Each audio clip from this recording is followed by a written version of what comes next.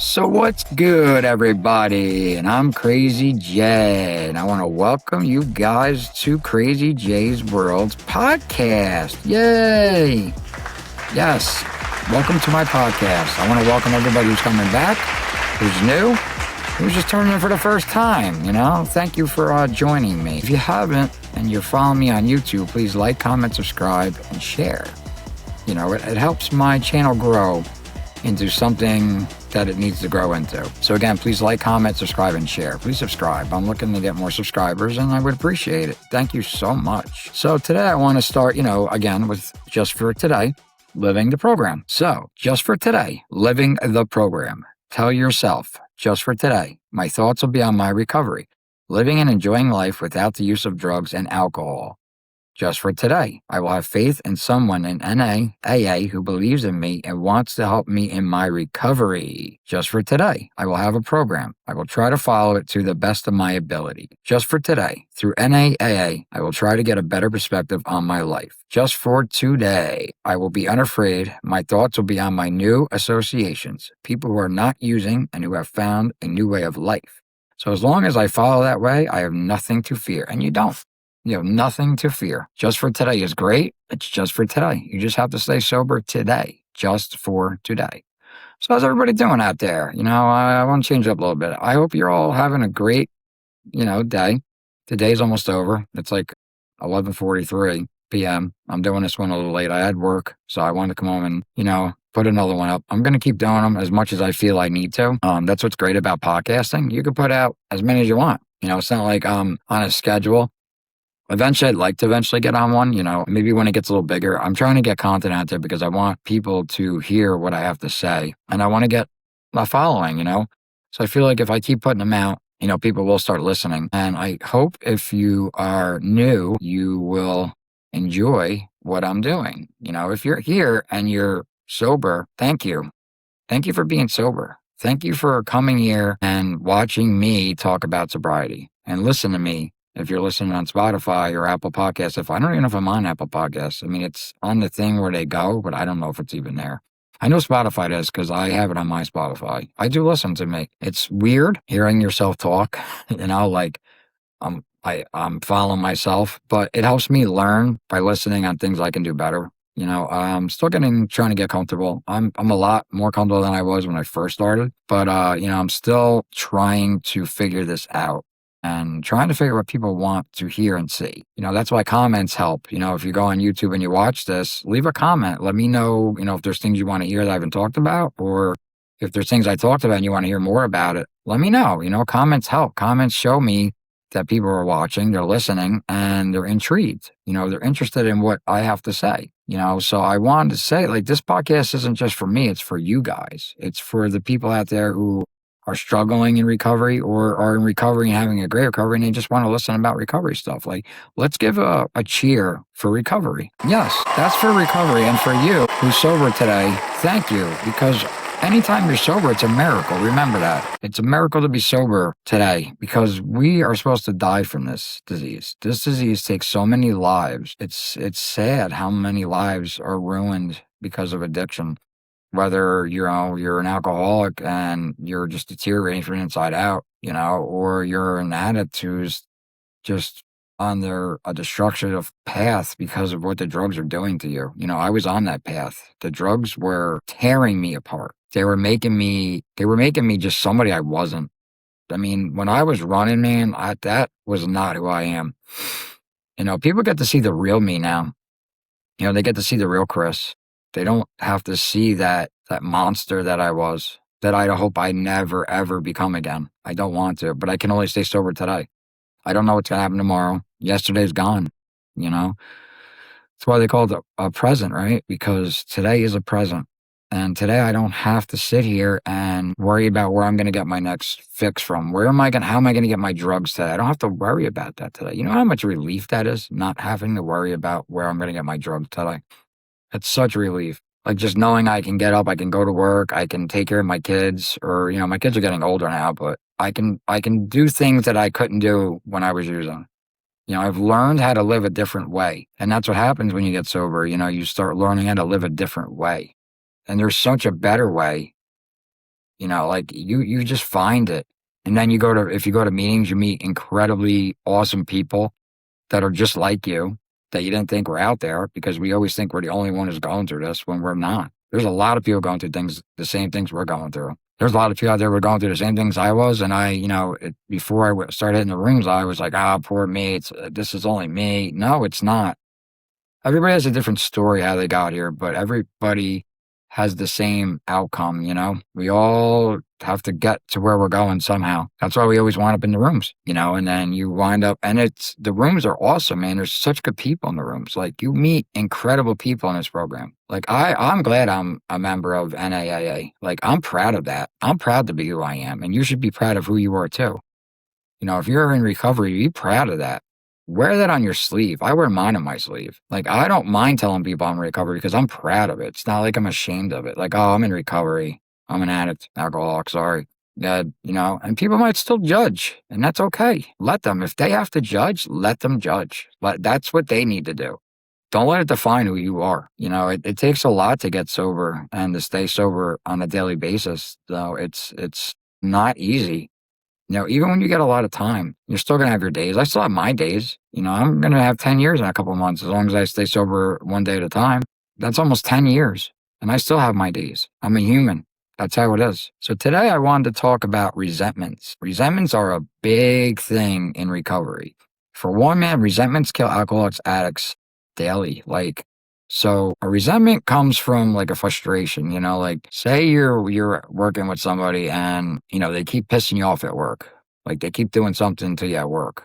I'm just using this as an example, you know what I mean? And what resentment is, you start building up like a hatred toward this person, like this person just starts really getting on your nerves daily. Like, they're just messing with you and you're just starting to get fed up with it. You start getting resentment towards that person because you're resenting them for what they're doing to you. So it starts building up a resentment, and when you don't talk about it and you just bottle it in, it could make you relapse. It could build up so much that it can make you go out and actually use. Like, resentments kill alcoholics and addicts. It's the number one killer. It's the number one reason why people usually go back out, because of resentments, because they get a resentment. So, I mean, if that's happening to you, you need to reach out to that person and tell them, like, listen, man, you need to explain to them, like, what it's doing, that it's causing harm to you, because maybe this person doesn't realize it. Maybe they just think, oh, I'm just being like this, and they're not saying none, so it's not bothering them, but it is bothering you because we get resentments towards people, places, and things. I had a resentment towards my stepfather for the longest time. Yeah, I didn't have a great relationship with my stepfather. I didn't, and it built a resentment up towards him. I resented him so much, and I still do at times, but I had to learn how to forgive him, and that was hard. Because forgiving somebody for certain things is tough. But if I live with this resentment the rest of my life, it could make me go back out and use, because I'm letting it dwell in my head. I'm letting him rent free space in my head. What is it doing to him? It's not doing anything to him. It's messing with me. I had a big resentment towards him and me growing up because I didn't have the best relationship with my stepfather. In the beginning, I did. When I was a kid, I had a really good relationship with my stepfather. Like, he was my dad. And I still consider him a dad, I'm not saying he doesn't love me. He just had a weird way of showing it as I got older.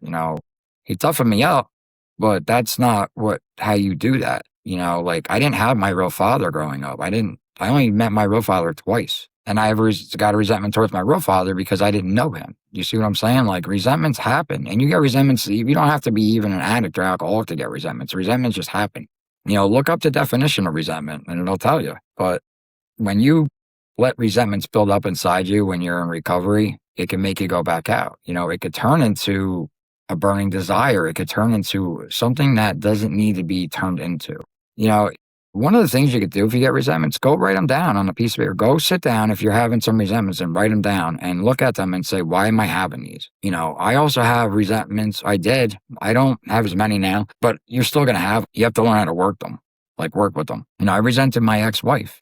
She would always throw me out. Like, we would get in fights and I would always have to leave. She would always make me leave. Everything was always my fault. And I would resent her for it. I would get a resentment towards my ex-wife. And then I would use, or my marriage was bad. It wasn't a good marriage at all. It wasn't good from the beginning until it ended. And I had resentments towards my ex-wife in my sobriety. I first got sober and I had to learn how to get rid of those resentments. Like I had to learn how to heal and how to forgive. That's hard when you resent somebody so much to actually say, I forgive that person. But you have to mean it. You can't just forgive a person just to say you forgave them. You know what I mean? Like you can't say, oh, I forgive you just because you want to say it. You have to actually really forgive somebody for you. You can't just say, I forgave them and not forgive them. Like me, it took me years to forgive my ex-wife for what she did. I missed a lot of time with my children, and a lot of it wasn't even my fault. Like some of it was my fault. I'm not going to say it wasn't, but a lot of it wasn't either. She took time from me with my children. She would fight with me and then throw me out, and then whatever would happen, and then she'd want me back, and it just kept happening. So then I kept getting resentment towards her, and then what I would do, I would be hurt. I would think, my self-worth was low, and I would go out and I would go get high, and I did it a lot, and I would run for a while because I just resented her for what she was doing to me. Today, I don't let her take space in my head. I don't love her anymore. I don't want to be her like that. I'll be her friend because we have kids together, but that's it. The love that I had for her is gone. It's just not there anymore. Unfortunately, you can eventually not love somebody. It does happen. Resentments are not good at all. They're not. If you got a resentment, I suggest, like, if you're new in the program or you got some time, whatever, and you get a resentment, write it down. Like, right when you get one, if you have access to a piece of paper, write it down. Write it down why you have this resentment, and, think about it. Think about the situation that you're in. Think about why you actually have this resentment now. And then see if there's a way you can forgive it.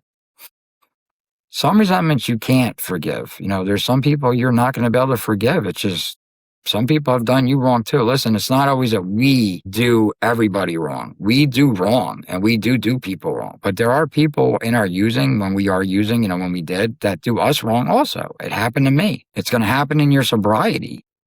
Somebody's going to cross you the wrong way, like somebody's going to say something to you. You could be at work, again, I'm at work, and a customer could say something to you nasty, call you a name or something. You have a resentment because you absolutely are going to resent that person for saying that. I've had it happen to me at my job.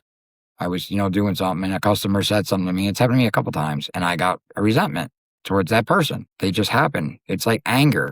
Like at the time I resented that person, and then I thought about it after, and I said, all right, listen, why am I resenting this person? Why am I letting this person bottle up all this stuff inside my head for me to be mad? For what reason? And then I thought about it, and I said, you know what? Maybe that person's just having a bad day, and they just decided to take it out on me. I don't know. You know what I mean? That person could be having a bad day. If you had a job where you work with the public, you might get resentments towards customers because you might run into customers that are like that. They think because they're a customer, they have the right, which most customers do, customers first, but someone might say something to you and it might cause a resentment. It happens. We get resentments for the littlest reasons because we're addicts and alcoholics. It happens. Resentments build up over time. Like I said with my stepfather, throughout the years, it just kept building up and building up and building up. Same thing with my real dad. Like I had a resentment towards my real dad for a while. I just forgave my real father, I'd say probably like 2 or 3 years ago. I finally did because I had to, for me, because, I don't know my father. I tried reaching out to my father because he does follow me. He actually follows the podcast, which I thought was interesting. And, he follows me on social media and all that, but he doesn't talk to me. Like I've reached out to him numerous times and said, listen, I want to let bygones be bygones. We're both adults. I want to get to know you. I want to know things and I'd like to talk to you. And I left it up to him and he still has not replied to me. He still has not reached out to talk to me. So you know what? I let it go. So why am I going to sit here and resent him for it? It's just going to make me hurt more. It's going to make me upset. It's going to bother me and it's going to dwell in my head. And then that can cause me to go use because now I'm resenting my father for not being a father. I'm not saying when, him and my mom split up like it was his fault or her. I don't know. I was little. I think I was like 2 when they split up. So I was a little baby and I've only met my real father twice. He bought me a bass guitar when I was, I think I was like 15. It wound up breaking, but you know what? He tried. He got me a bass guitar. I have a bass, but he wound up buying me one. It was black. I remember it wasn't bad. I don't even remember what brand it was, but but that doesn't make up for lost time. You can't just buy your kid something and expect everything to be okay. But, you know, if he's listening to this, if he's actually listening to my podcast, I do forgive you, Dad. And I want you to know that. And I'm not mad at you about not being there. I get it. And the offer's still on the table. If you want to reach out to me, go for it. You follow me, reach out. See, I'm making an amends right there. Amends. Look, I'm making an amends. I'm making amends to my father, tell him that I forgave him. And I'm not mad anymore, and I'm not letting it bother me. You know, yeah, resentments, man, they build up over time. They do. They build up. They can dwell in your head. You can't let it swim around your head like a fish. You have to learn how to work the program for resentments not to build up. And that's why I said, make a resentment list. You know, you make a gratitude list, make a resentment list. Sit down each day and write down who you have resentment towards and see if there's any way that you can fix this, that you can forgive. And the ones you can't, that are just unforgivable, you have to push them away, because those are going to be the ones that you're going to dwell on and you're going to keep thinking about. And it's just, that could be the one that makes you go back out and relapse. And we don't want that. We don't want you to relapse. We want you to be sober. We need all the sobriety and the sober people we can get. And every time one goes back out, that's when we lose. Doesn't mean they won't come back, because you're always welcome back. That's the beautiful thing about the program. It's not like a club. It's not like you're paying your dues like a union. It's bigger and better than that. You can go to meetings and then go out the next. You can go to a meeting and go use right after, and then come back the next day and go to a meeting again and go. And they don't tell you not to come back. The only time they might tell you to leave is if you're really drunk in an AA meeting or an any meeting and you're being so obnoxious that you're just ruining the meeting. They might ask you to leave, and they're only doing that because you're just being a nuisance in the meeting. But most of the time, they will not make you leave. They don't do that because you're there, obviously, for a reason. You know, they might not know why until you explain why. You know, yeah, people, places, and things can cause resentments.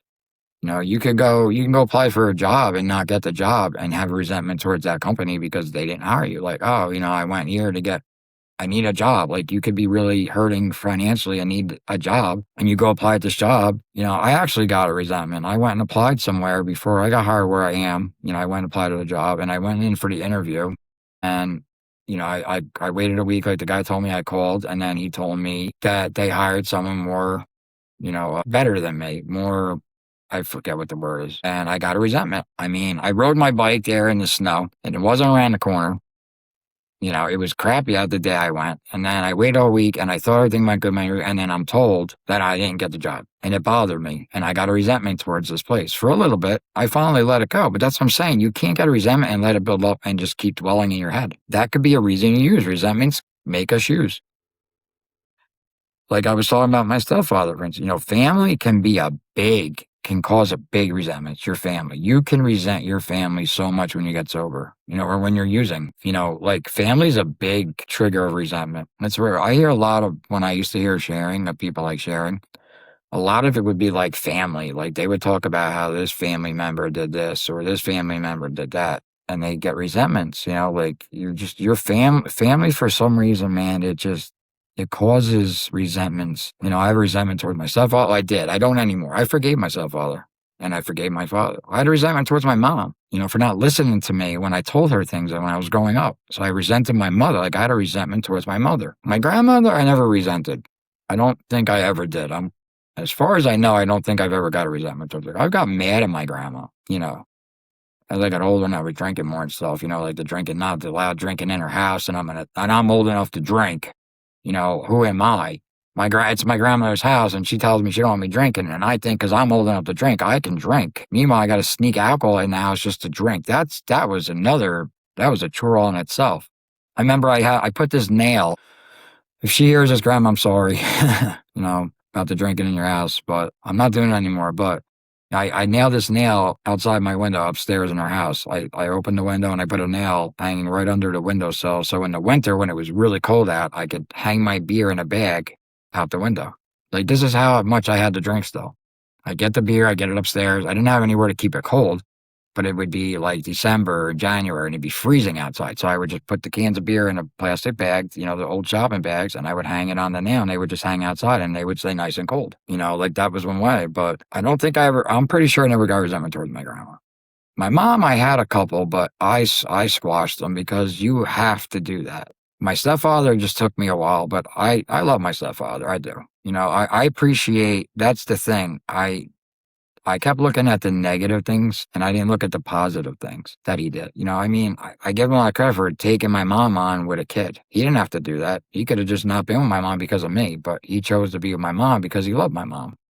And I was there with her, and that's what I'm saying. Sometimes when we get resentments to our family, for instance, okay, you still have to, if there's all toxic, it's just been toxic from the beginning, then obviously there's no good and you're not going to have any good. But if there was good times in your family, even with someone who you do get resentments towards, you have to look at the good times.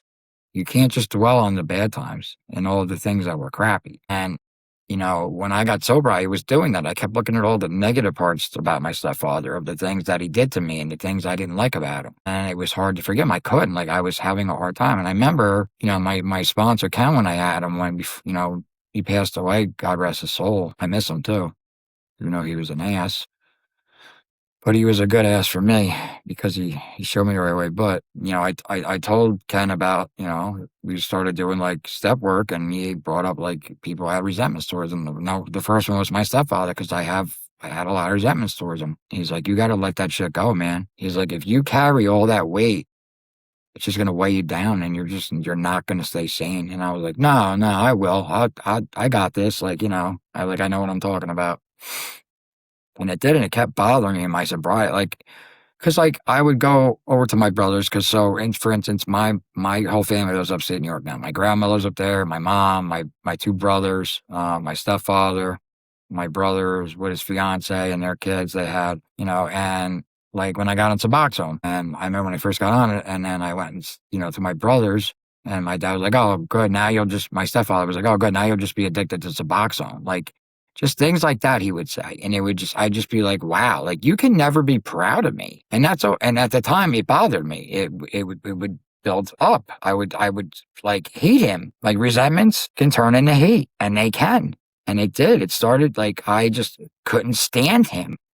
And the first couple of years that I was up there before I moved back, he would just, every time I go to my brother's, he would just bother me. He would just say things that just like piss me off, to like hurt my feelings. And he would just keep doing it. And finally, like, I didn't even want to go to my brother's anymore because of it, because I just didn't want to deal with him.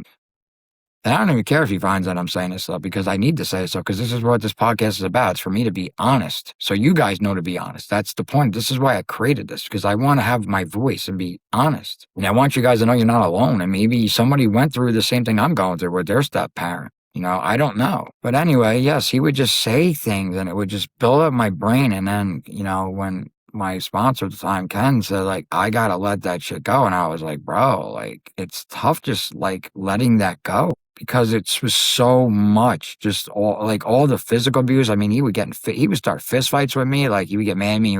We would start getting in fist fights. And, the fist fight started when I think I was like 13. And the first like 2 or 3 years of this, I didn't fight back. He would just kick the crap out of me. I just let him beat the crap out of me until I was like, yeah, they started when I was 13. Because then when I was 16, things changed. Like, I'm not a big guy, but I'm not scared either. And him, I was for a couple of years. I was scared because it was my stepfather. And then one day when I was 16, man, he came at me, and something snapped in me, and I started fighting him back. And that's when I started fighting him back all the time. Like, I was like, you know what? I'm done with this. Like, you're not going to sit here and keep putting your hands on me. You're supposed to be my dad, and you're going to do that, and I'm going to keep letting you. And finally, I started fighting back. Yeah, I had a very toxic relationship with my stepfather at times.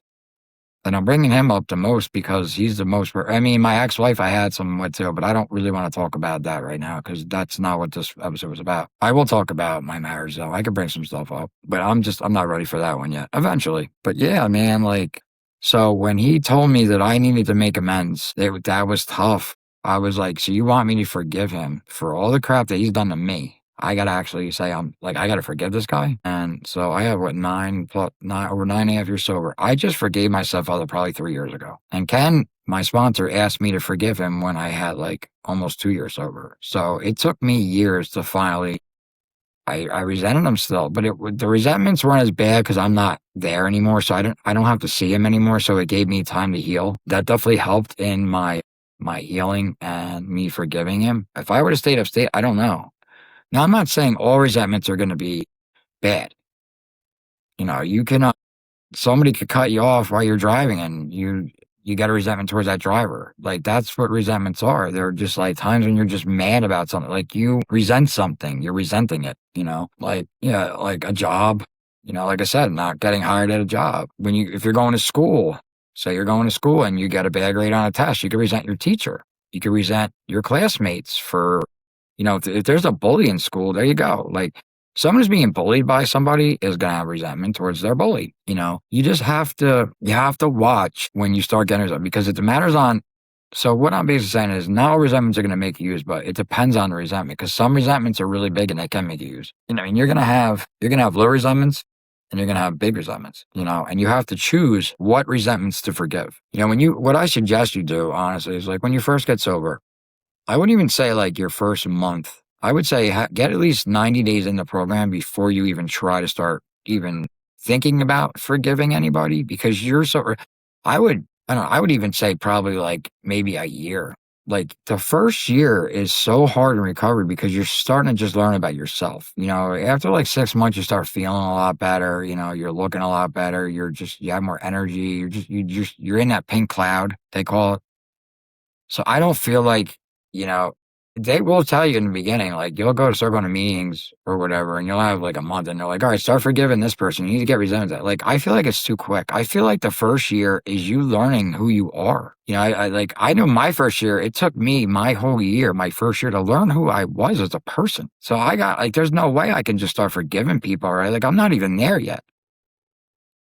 Some people, it's going to take a couple years to forgive. Like, so I don't recommend, if you're new in sobriety, to even try to start forgiving anybody yet. You need to forgive yourself first. You have to learn how to forgive yourself first. And that doesn't come in just like a day or two of getting sober. Like, it took me to forgive myself at least a year and a half. Like, I was getting sober and all that, but I still wasn't forgiving myself. I was still mad at myself for things. I was still beating myself up over things. And until you can forgive yourself, you can't forgive anybody else. There's no way. It's not possible. You can't. You have to learn how to forgive yourself before you forgive anybody. And the first year, I don't feel I think you should definitely have over a year. I think once you hit a year, you should be at a good spot in your sobriety, where you're starting to understand where you're at and how you feel about yourself. And then you can start working on forgiveness and forgiving people and forgiving yourself. But you should not be doing that in the first year. The first year should be going to meetings,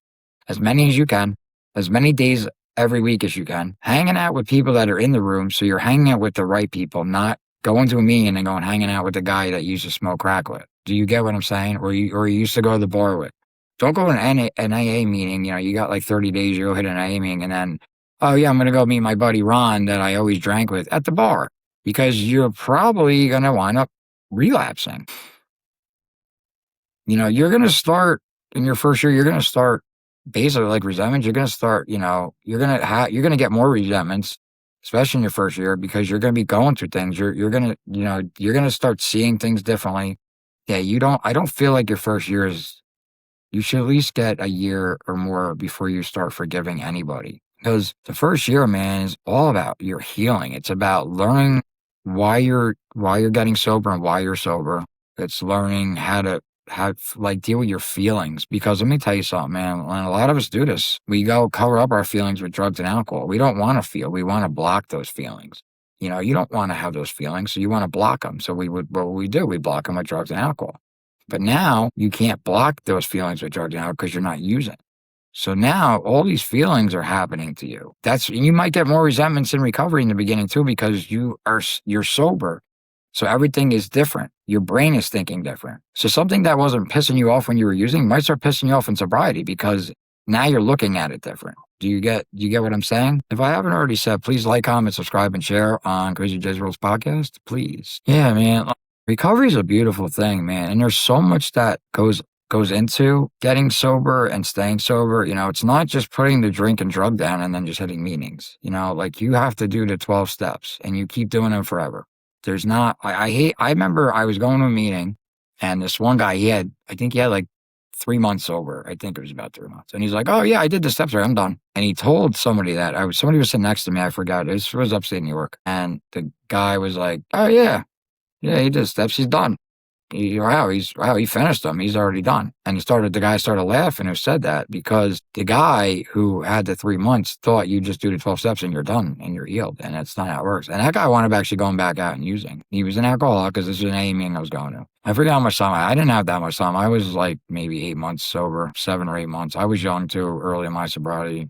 But I remember, it was like a big book meeting. We would go there and we'd read out of the big book and we'd talk about it around the room. That was a cool meeting. Those are cool meetings. There are some really cool meetings out there. There's men meetings only. There's only women meetings. If you go online and look up AA, NA meetings and, whatever county you're in, you will find a lot of meetings, especially New Jersey. New Jersey has a lot of meetings. Like New York didn't have as many.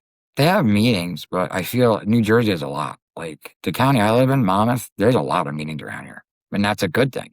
And like I said, if you can't get to a meeting, you can do it online. InTheRooms.com. It's a great platform. You would actually really like it.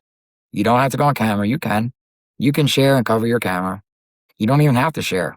There's so many people and it's all over the world. It's a great meeting, Yeah, man. Resentments kill alcoholics and addicts daily. It takes you relapse a lot because of the resentments. It just makes you relapse. It's sad what resentments can do. You have to learn how to basically let things go more. You can't let the little things bother you and the big things define you, if that makes sense. You know what I mean? Like there's a saying in the rooms, why are you taking yourself so seriously? Like the Joker said in the Batman movie, why so serious? But don't take yourself so seriously. That's it. Don't take yourself so seriously.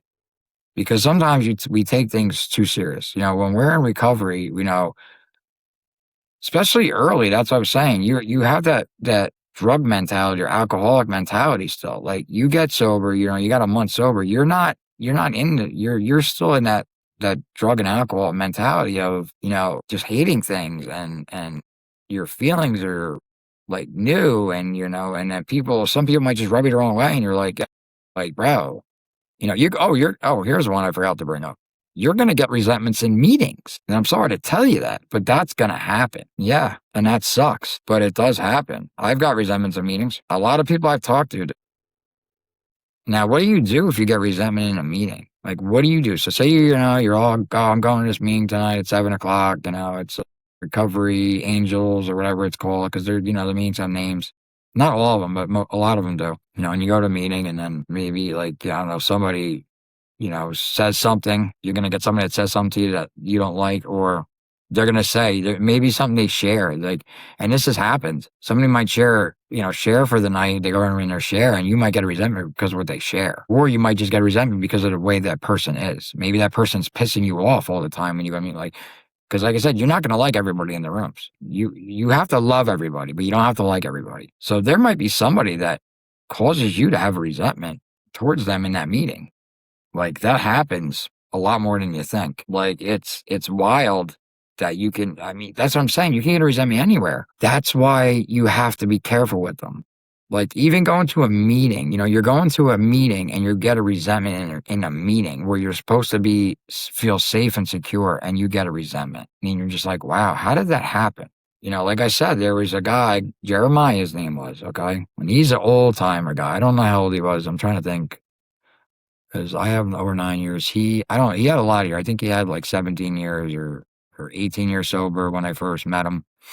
Something like that. And he had a lot of time. And he actually had like 23 years and he relapsed for a couple months and then he got back. He was an older gentleman. He was probably in his late 60s and he had like 17 or 18 years when I first met him. And a lot of people had a problem with him. He didn't like addicts in AA meetings for one. So he was already like, oh, if you're an addict, you shouldn't be here. And then if you're here, you shouldn't talk about drugs because this is AA. And the difference between NA and AA is if you go to NA, you can talk about alcohol. They don't get mad at you. Like, they're not like, oh, you're just an alcoholic. You don't belong here. No, you belong here because it's a meeting and you're in recovery. And not all AA meetings are like that, but there is a lot of them where if you're an addict and you go to an AA meeting, an AA meeting, not AA, Alcoholics Anonymous, and you start talking about drugs, some of them will get mad at you. And I wound up getting resentment towards Jeremiah, actually, because I would try to talk, because the meeting I was going to, the one that he mainly was at all the time, a lot of people in there were just alcoholics. They weren't really addicts. It was a small meeting. I think there was maybe like 14 or 16 of us. So it was a small meeting. We'd sit around a table. I wound up running that meeting eventually. That was really cool. I made stuff up for it. I wound up running a meeting. It was great. But I remember, if I shared about drug use, he would get up and leave the room. Like, this is how petty he was. Like, I would start sharing about drugs, and he would literally get up out of his chair, and he would go into the hallway, and he'd go walk. He'd leave the room, and then he would wait for you to stop sharing, and then he would come back in. So for one, that's rude. Like, you're being rude. And it's because he didn't want to hear about drugs because he was just an alcoholic. We don't, like, I don't, and I got a bad resentment towards him because of that. Like, that's what I'm saying. I actually got a resentment towards somebody in the room. So it happens. I wound up liking him eventually. In the beginning, I couldn't stand him. I didn't like him. I didn't like his attitude. I didn't like his presence. He would piss me off. And I didn't enjoy going to some of the meetings that he was in when I would go in the beginning. And then I learned, and this is what I'm saying, you learn about yourself. I learned, you know what? When I go to the meeting that he's in, I'll just talk about the alcoholic part of me. And that was me forgiving him. You see, all right, he obviously doesn't like it because we're in AA, and when I talk about drug use, he doesn't like it. You know what? It's messing his meeting up too. And he has a right to get up and leave the room. That's his right. I can't be mad at him for that. But I was. It bothered me because I'm trying to share in a meeting, and I got this guy who gets up and just leaves the room because he doesn't want to listen to about drugs because this is an AA meeting and he's an alcoholic. And I learned my sponsor, Ken, kind of started talking to me. He was like, oh, maybe when you go to the meetings, AA meetings, I understand, and I went to a lot of AA meetings. That was the problem upstate. They didn't really have too many AA meetings, which was weird. It was a lot of AA meetings, so I had to go to AA. But he was like, you know what, when Jeremiah's there, just define yourself as an alcoholic and just talk about the alcoholic stuff.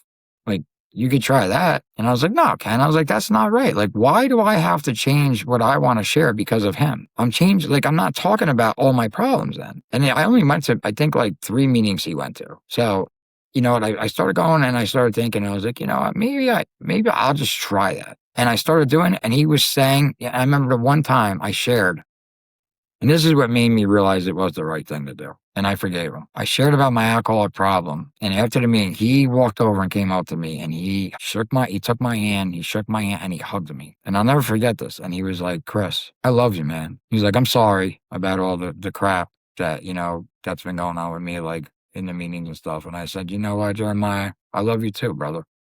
And I said, I get it. And I said, I forgive you. And I forgave him. I compromised because sometimes we have to learn how to compromise in the program. Sometimes you have to for the sake of both people. And I get it. He got up and walked out the meeting. And why should I have done that?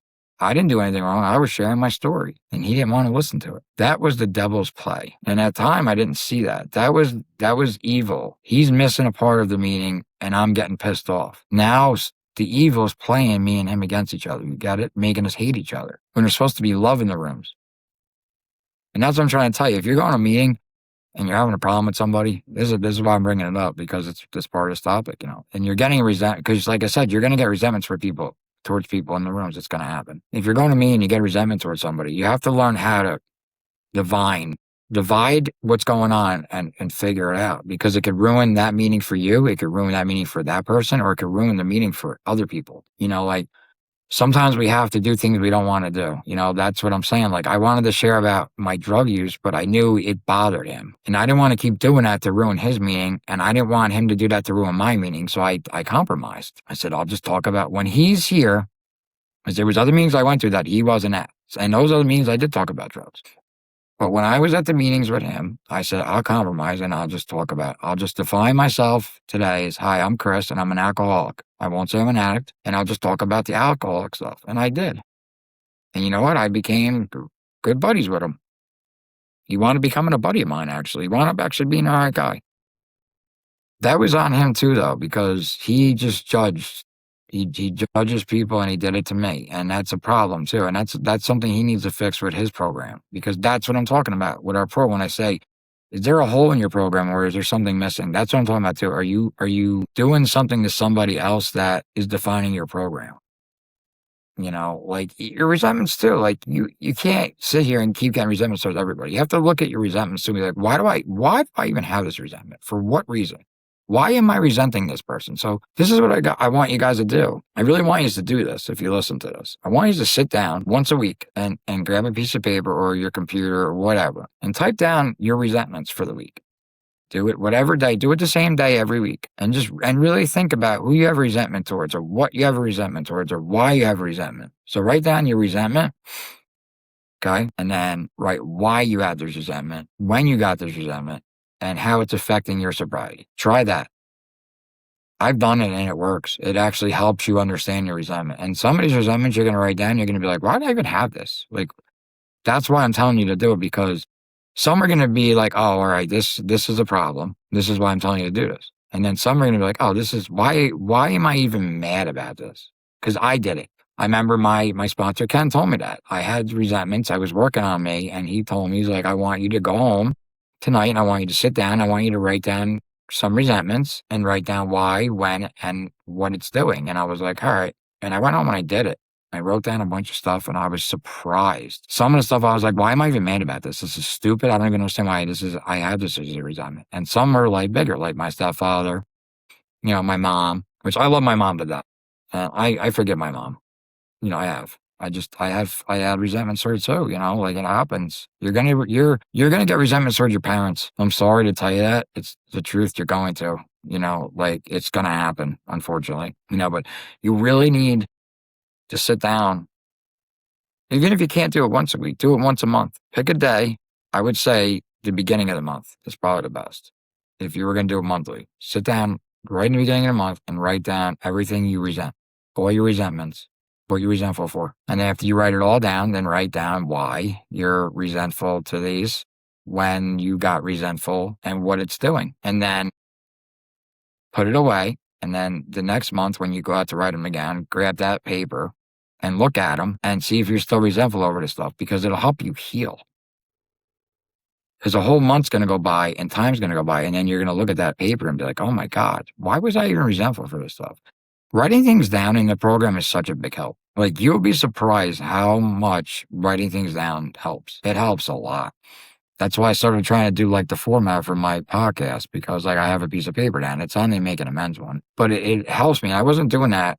I just started doing that, and I want to keep doing it because it's going to help me follow a path that I need to follow, and yeah, man, resentments are a tough one. It's a tough one to talk about. They're just tough, I mean, you're always going to have resentments. You're like, I have some now, and I need to write mine down. I need to look at like, why am I resenting this, or why am I resenting this person, or why?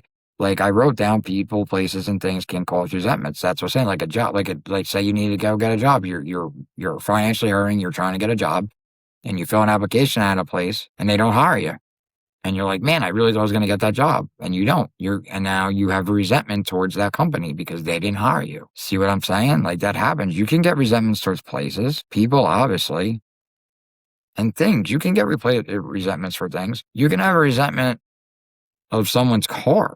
You can resent the car. Like, someone bought a car and you're mad because they have that car and you don't, and you resent that car. That's a thing. A car is a thing. You resent that thing. People, places, things. You see what I'm saying? Or somebody might have an outfit on that you wish you could afford and you couldn't. Or shoes, and you resent the shoes. You resent something, a thing. Like, maybe I don't have money to buy these Nikes, and my friend buys them. Like, say my friend buys them. I'm just using an analogy again. I don't resent him for buying the shoes. I just resent the shoes because he has the shoes and I don't. I'm not resenting. Maybe I'm resenting him too. Maybe that was a bad analogy, but you can resent things too. People, places, and things can be resentments also. It happens, Yeah, man. Resentments are the number one killer, man, for alcoholics and addicts, unfortunately.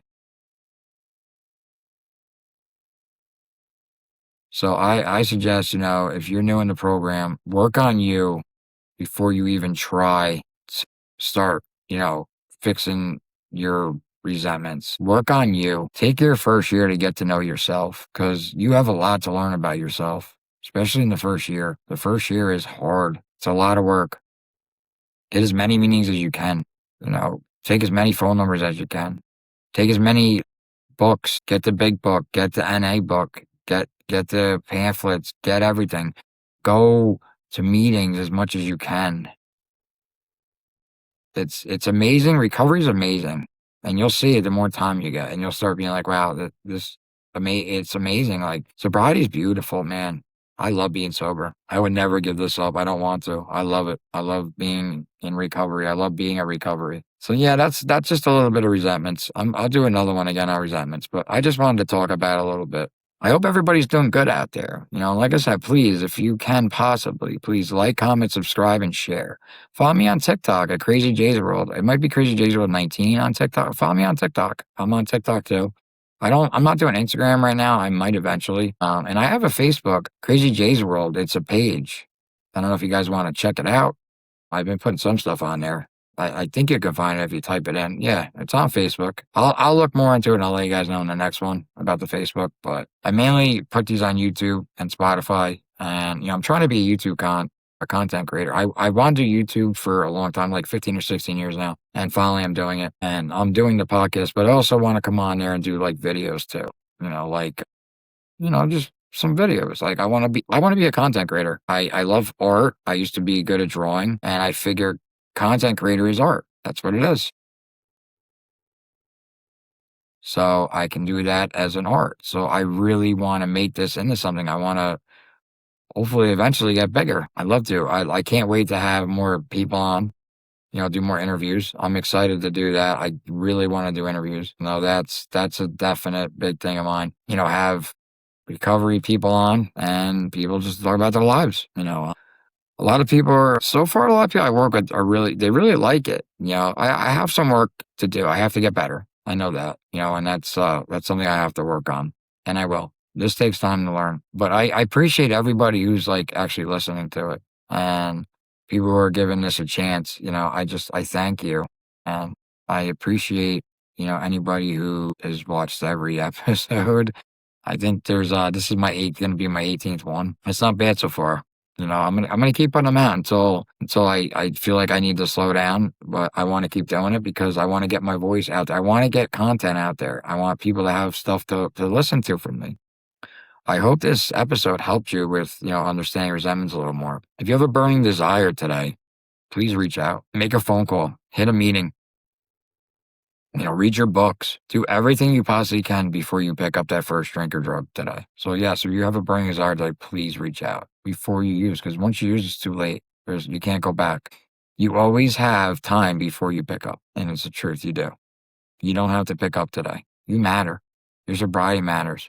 Your life matters. You don't want to be another statistic. I just want you to know that, that's what a burning desire does. It can make us definitely go back out. Yeah, I'm going to keep rocking this, and I want to eventually start making some merch. There's a couple of people at my job are buying some of my stuff. I want to eventually, but I don't think I can even sell merch on like YouTube and stuff yet until I get bigger. So that's going to be time. But, if you want hoodies or whatever or anything, I can have them made.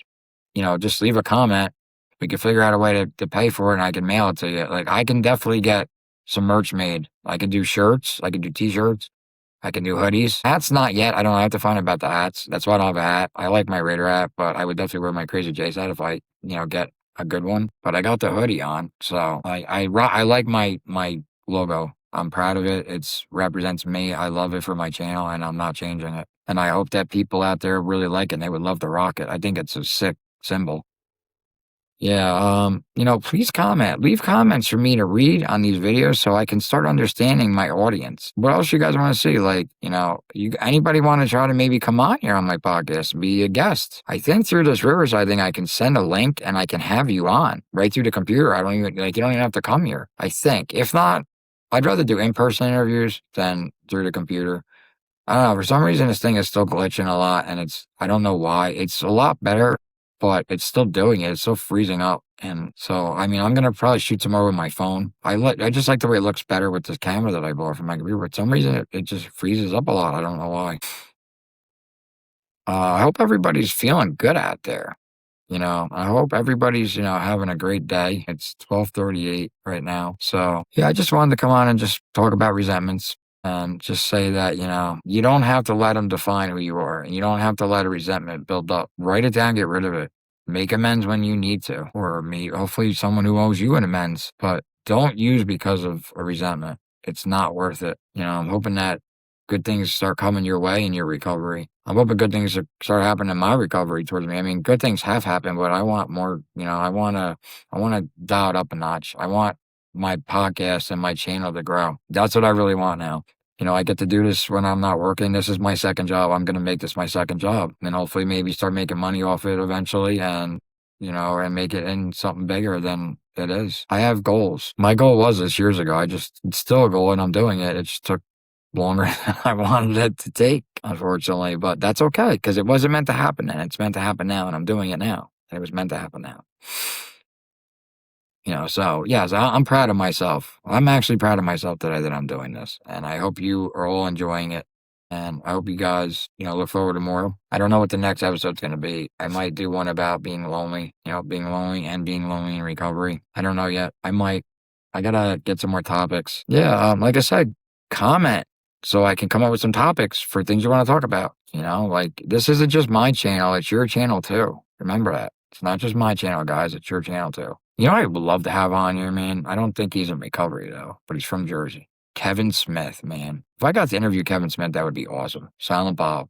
I was supposed to meet him. I was actually supposed to hang out with him because somebody we knew, or I knew Jay knew as, but I never got to meet Kevin Smith. I'd love to meet him. I'd love to interview him. I'd like to be on his podcast. He has one. I've listened to him before. Fat Man. I forget. He talks about comic book stuff. It's really cool. Like, I would love to meet Kevin Smith. He's a dude from Leonardo, New Jersey. He's not very far from where I'm living, where I grew up. I grew up in Jersey. I'm a Jersey boy. Yeah, so that's going to be it for me. I hope you all enjoy, Let me know in the comments what I can improve. Yeah, start commenting. Let me know what I can improve. Things I can do to make make this better, too. Things, I just, this isn't just about me. It's about you guys, too. So thank you so much for listening. I hope you all have a great night. I'm going to end with the Serenity Prayer and wrap this one up, and then I'll do one next week. Like I said, maybe about loneliness. I don't know. We'll see. I'm going to try to get some more topics. But yeah, like I said, man, if you have resentment, man, any resentments now, get them out. Talk to your sponsor. Do what you have to do. You can make yourself right. All right. I love you. God loves you. Your higher power loves you. Recovery loves you. God, grant us the serenity to accept the things we cannot change, the courage to change the things we can, and the wisdom to know the difference. Amen. So, yeah, I just thank you again for everybody who listens. And, I'm going to do another one in the next day or two. And I hope you guys will listen and tune in. All right. But until the next one, have a good night. Thank you all. And I love you. All right. This is Crazy Jay out. Bye.